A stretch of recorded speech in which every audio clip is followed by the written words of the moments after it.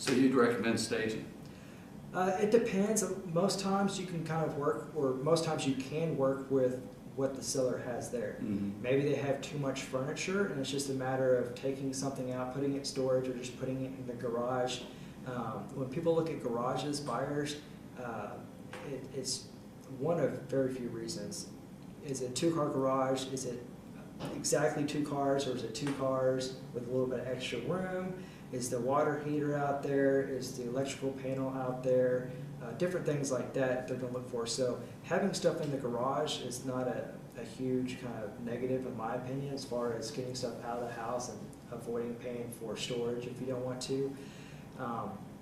But so it's usually you can use the seller's items, and it's just a matter of rearranging furniture so it flows better, it looks better. Maybe, like I said, getting rid of some items. Maybe they have too much stuff on the walls, too much personalized stuff. It's good to have personalized stuff to a certain extent, right? So if you have a family photo, you're like, oh, cool, you know, this family lives here, and right. they can look at it, and then they naturally are going to start picturing their family there. So that's good, but you don't want a whole wall mirage of your family just shoving it all in there. Well, what about this? So I usually put nothing in there. Mm-hmm. I paint the walls, you know, nice and clean, and make sure they shine and everything, and I make sure the house is clean, and I say, well, let the buyer decide, whatever they want to put in there. What do you think about that? You think I should put a table in there or some pictures or something? Well, if it's an investment property that's been rehabbed to a noticeable amount, not just painted, then I wouldn't really stress about it too much. Maybe have some kind of knick-knack in the kitchen, or some cheap utensils you got at like Ross, or some of those TJ Maxx or something like that, just to sit it there so it looks like the kitchen's being used. Maybe some kitchens maybe have a little nook that may look like wasted space that's not really usable. Maybe it's far away from the cooktop or the sink, so it's just kind of there. What I always like to do in those little areas is make it a coffee bar. Put a coffee machine in there, or working or not working, and just set it up there so that people can imagine a use for that space and not just point out the negative. Right. So you kind of, it's not really hiding the negative. It kind of is, but really you're just kind of pointing out, a use for that area. Yeah, sure. And there's other different things that you could put there if they don't drink coffee or whatever it is. And then maybe the master bedroom and the living room. Those are the 3 areas, if I were doing stages, that I'd spend the money on staging. Right. But really, in an investment property that's been rehabbed, it's not really all that necessary, because people understand, for the most part, that it's been rehabbed, and that it's been updated, so they're kind of expecting it to be empty. And plus, it's no different than walking into, say, a brand new building or a house. Right. You're going to walk through it and everything's going to feel new and look new. So that in and of itself is enough. Great.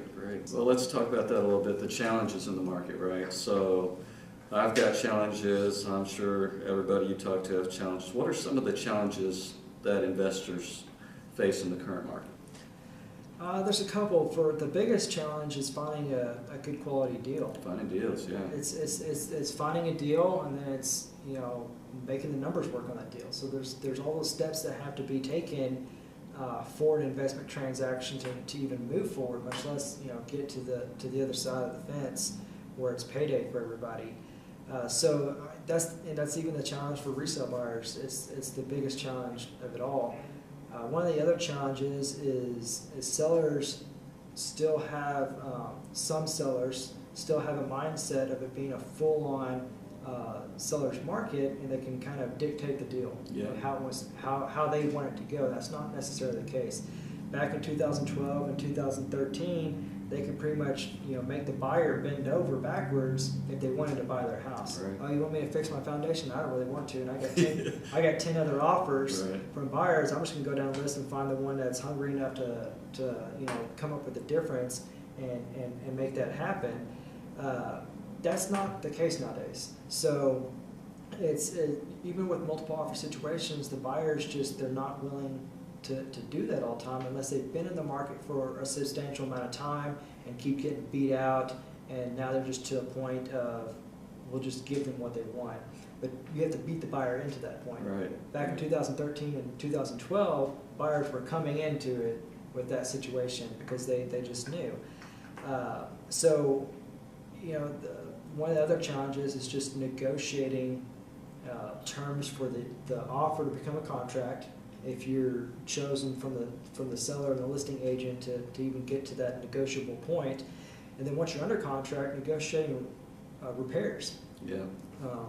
Either on the sell side or the buy side. Buyers, you know, they want certain things. They don't feel like it's their job to come into a house and fix the seller's house, you know, so that the seller can sell it, i.e. a foundation problem, Right. or, you know, buy the house, move into it, and then have to fix all these different things that add up to could be a substantial amount of money. I mean, I showed a house to a resale buyer just about a month ago. We walked to the house was updated, looked really, really nice. Had a lot of foundation issues with it, which we knew about, and we negotiated with the seller to have that fixed. And the seller initially didn't want to do it, and they marketed that they didn't want to do it. But we were the only offer on the table, and we got it done. After having the contract, getting the inspector in the house and going over it, we found out that there was a lot of plumbing issues and some electrical issues, which were kind of not really red flags because it's an older house and inspectors are required to inspect houses according to current codes. So GFCIs were called out in wet areas as not being proper or not being installed. The plumbing was the main issue for this house. The master shower had a major leak. They had the hose for the shower head just laying on the ground so that you couldn't hear the water. When you picked it up, it looked like it was half on. Wow. That was the leak. Wow. It was leaking that bad. The master toilet constantly ran. The guest toilet, when you flushed it, the whole gallon of water just flooded out the backside. The kitchen faucet leaked. The wet bar was cut off because there's a leak there that the seller didn't want to fix. And the sprinkler system was completely cut off because apparently there was some kind of leak or issue with that the seller didn't want to address. And these are items that we can't necessarily, aside from, you know, the shower or maybe the kitchen sink or using the facilities, we're not going to really notice walking through the house, like, you know, the different cutoffs and things like that. And, you know, a lot of that stuff, you know, either can be done by the seller or by the buyer if they had those capabilities. Or they're going to have to pay for somebody to come in and do that, and have a plumber come in and do that. It's, you know, it's expensive adding up all those items. For the seller on the selling side, the same principle applies. The way the contract is written now, it prevents the seller really from doing any repairs themselves unless they have express written permission from the buyer. So if the buyer doesn't mind the seller doing the work themselves, if it's something mundane like fixing some wood rot and they're not too concerned about it, the buyer can allow the seller to do that and cut some costs. Otherwise, the seller has to hire somebody that's licensed to do that particular job, or they make a living in doing home repairs like a handyman. Right. So something that would cost them maybe $10, $20, $50 to do themselves with just materials is going to cost them $50, $100, $150, $200 off these little nitpicky items. So on the seller side, that's kind of the challenge there. So negotiating for repairs becomes a challenge because of those different items. So with buyers on the resale side particularly, I try to focus them on what I call my big fives, which are going to be your heavy hitting as far as expenses, your foundation, your roof, your electrical, your plumbing, and your HVAC. Those are all going to be your substantial out-of-pocket items. Everything else is usually cosmetic or can be done over time, month to month. That's not going to be a huge chunk out of money or out of pocket. So those are kind of a lot of different challenges there. Cool. Are they the same challenges that you and your peers face as agents as well? Yeah, just about everybody is facing the same challenges. It's just a matter of having conversations with the other side. A lot of agents want to do things through text and through emails, and it's hard to kind of get your point across that way. It's hard to communicate to the other side why you're asking for these things, as opposed to just some bullet points that the listing side is getting from the buyer side without much explanation, because buyers agents don't typically send the inspection report over to the seller as a courtesy. Because once that happens, that seller it's like they know all this information. So it's all material defects or material information that seller has pertaining to the property that they now have to disclose to any subsequent buyer. Oh, so you don't have to send the inspection report? We do not. The inspection report is a third-party deal. It's outside of real estate, so the buyer hires the inspector, whether provided as what should I say? The words escape me. Whether it's that the agents have suggested this inspector to them or not, it's a third-party deal. Okay. So it's outside. So that buyer owns that inspection report. The seller doesn't. So even though the buyer's having the inspection done on the seller's house, the buyer owns the report. So they have all the information on the house, so they negotiate all the repairs on that. And oftentimes we'll ask for these different items, and the listing side would just be like, okay, well, can you send me that portion of the inspection report so we understand what's going on? Because sometimes it's confusing on how it's written in the inspection report, or the listing agent or the seller doesn't know exactly what the inspector's talking about.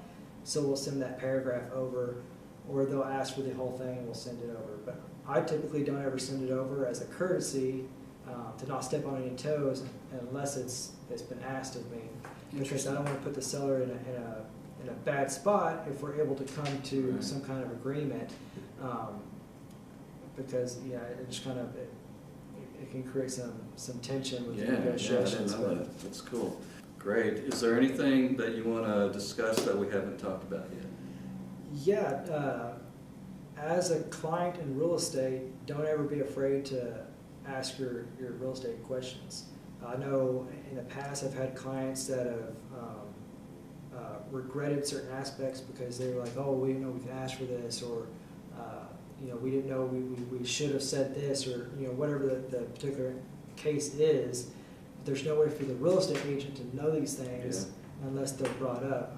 With an investor, it's I guess it's even more important because it's about money. The resale house, things can get fixed and done over time, slowly but surely. But with investors, you have a one and done situation, and if it doesn't work out, in the end, you're done. Yeah. So yeah. So communication would probably be the best. Don't ever hesitate to ask your agent questions or have conversations with them, ask their advice, their opinion. Technically it's our job to provide advice and opinion. That's one of the staples of being a realtor. We have to actually be careful with the conversations we have with folks, because once we give advice or opinion, we kind of go into the realm of an agency agreement. And representing that person without documentation. Right. That's probably your best asset is your agent, their knowledge, their contacts, their ability to get answers to questions. What I can say is every real estate deal is completely different. The step-by-steps may be similar, but there's always facets in it that are different. So sometimes you'll have a question for your agent, and they may not be able to answer it. That doesn't necessarily dictate a bad agent or an unexperienced agent. It just means they may not have gone through that one particular item, or they may not know that one weird item, of the house. It's called out in the inspection report that they didn't even know existed prior to that inspection report, and they could have, read over thousands of them. Plus people, right? People are different, right? I mean, everybody's different, and everybody wants different things out of real estate. Every investor looks at it differently. In the end, it's the same. They want to make money as much as possible. The processes are often different. I haven't yet talked to an investor that has the exact same processes and the exact same mindset or personality or any other thing in line with another investor. Yeah. Resale clients, whether listing or buyers, they're all different. They're all looking for something particular out of their transaction, whether it's a seller needing to sell quickly because they've got a job they need to get to in 45 days, so they need to hit it on the market and that means they need to get a contract in 15 days. So they're going to be more motivated to list their house at a more competitive price to the neighborhood. So they may be taking a little bit of a concession on payout in order to get moving quicker. So everything is different. Yeah. So, but I would say just having those conversations is probably the best thing I can add to our conversation is